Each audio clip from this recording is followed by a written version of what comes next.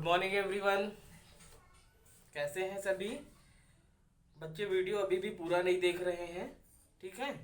अब कल से जो है हमारी लाइव क्लास होगी। मैं मैसेज ग्रुप में जो है सेंड कर दूंगा लिंक, सभी उससे जुड़ेंगे। टीचमेंट और जूम दोनों से जो है हम लोग अपनी लाइव क्लास लेंगे, ठीक है बेटा। कल हमने पढ़ा था द्वितीय विश्व युद्ध और भारत। आज हम पढ़ेंगे विश्व युद्ध के बाद, ठीक है, कि जब द्वितीय विश्व युद्ध समाप्त हो गया उसके बाद क्या हुआ, क्या स्थिति रही, क्या क्या चीजें हुई, इसके बारे में आज की वीडियो में हम जानेंगे, ठीक है। विश्व युद्ध में जीत का श्रेय सोवियत संघ, रूस, संयुक्त राज्य अमेरिका और ब्रिटेन को जाता है, ठीक है। ये मित्र राष्ट्र थे, ठीक है, और इन मित्र राष्ट्रों ही ने जो है धुरी राष्ट्र को हराकर जो है विजय हासिल किया था। तो सारा श्रेय जो है इन तीनों देशों को जाता है। इन तीनों देशों ने तय किया कि सर्वप्रथम नाजी शासन व्यवस्था को विघटित करना और नाजी अधिकारियों को पहचान कर उनके नरसंहार के लिए उन्हें दंड देना। हमने पढ़ा था क्या कि जर्मनी में जो नाजीवादी थे, हिटलर के जो अधिकारी थे, और हिटलर जो थे वो होलोकॉस्ट बनाकर जो है बहुत अधिक जो है उन्होंने अमानवीकृत किया लोगों को। जो है होलोकॉस्ट में जो है मारते थे, जहरीली गैसों के कमरों में उन्हें छोड़ दिया जाता था। इस प्रकार जो है उन्होंने मानवीयता की सारी हदों को पार कर दिया था। तो इसके लिए सर्वप्रथम क्या किया गया कि जो नाजी अधिकारी लोग थे उन्हें पहचान कर जो है उन्हें क्या करना, दंडित करना। विभिन्न अमानवीय कृत्यों के लिए नाजी अधिकारों को दंड दिया गया, लेकिन केवल 11 को मृत्यु दंड दिया गया, ठीक है। जो अधिकारी थे उनमें से केवल 11 लोगों को ही जो है मृत्यु दंड दिया गया, बाकी को जो है कारावास और आजीवन कारावास की सजा सुनाई गई, जो उनके द्वारा किए गए अपराधों की तुलना में बहुत कम है ना। जो उन्होंने अपराध किए थे, लोगों की हत्याएं की थी, उसकी तुलना में यदि उनको आजीवन कारावास और सिर्फ कारावास की सजा दी गई थी, वो उनके अपराधों की तुलना में बहुत कम थे।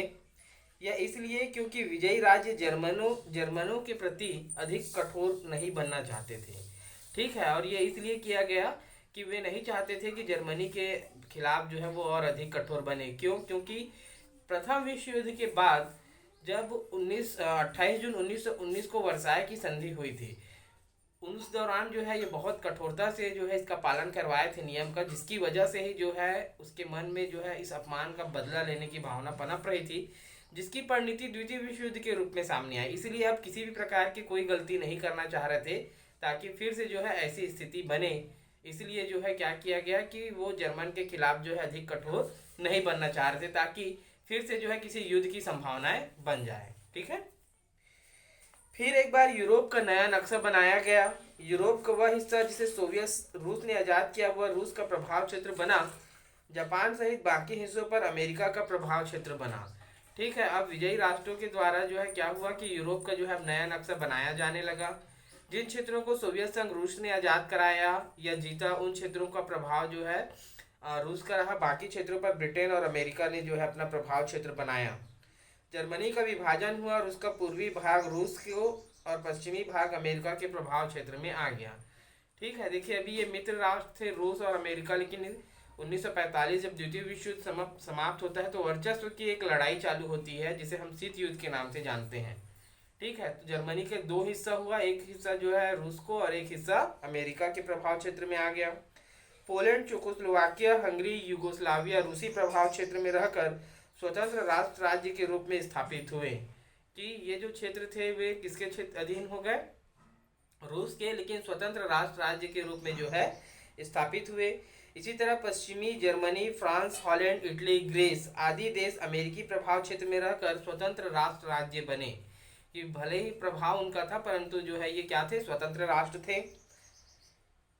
जापान में वहां के राजा का शासन जारी रहा, मगर अमेरिकी तत्वाधान में चुनाव के द्वारा नई सरकार बनी, ठीक है। जापान में क्या हुआ कि जो वहां की सरकार राजा थी उसकी सरकार रही, परंतु अमेरिका के प्रभाव में है जो है वहां पर चुनाव हुआ और एक नई सरकार बनी और उसने एक नए लोकतांत्रिक संविधान का निर्माण किया। इस प्रकार जापान में भी जो है लोकतंत्री शासन स्थापित हुआ।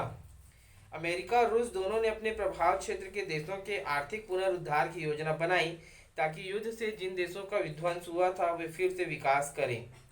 और जिन क्षेत्रों में रूस और अमेरिका के प्रभाव थे, जैसे जर्मनी का एक हिस्सा रूस को और एक हिस्सा अमेरिका के प्रभाव क्षेत्र में था, तो उन्होंने अब जो है विकास की एक नई योजना बनाई, क्योंकि युद्ध के दौरान बहुत सारे शहरों में जो है विध्वंसक कार्य किए गए थे, जिसकी वजह से जो है पूरा शहर बर्बाद हो गया था। तो अब इन्होंने ये प्रयास किया कि उन क्षेत्रों को जो है पुनः विकसित किया जाए और योजना बनाकर जो है उन्हें फिर से बसाया जाए, विकसित किया जाए।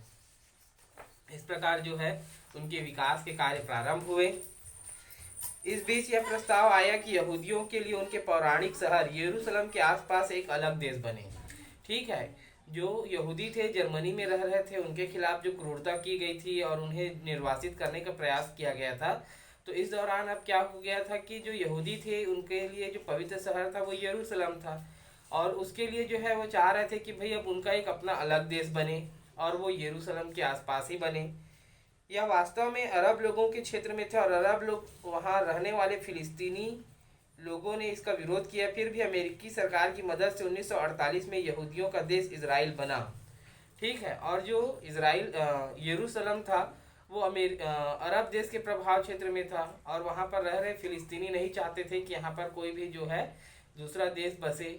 लेकिन अमेरिका के प्रभाव के कारण 1948 में जो है यहूदियों का एक देश बना इजराइल। आज का जो इजराइल है एक्चुअल में जो है वो 1948 में बना, और वहाँ पर जो है यहूदियों को बसाया गया। बाद में इसी तनातनी के बीच जो है यहूदियों और अरब के लोगों के बीच जो है युद्ध प्रारंभ हो गया। ठीक है, जिसे हम लोग इजराइल अरब युद्ध के नाम से जानते हैं।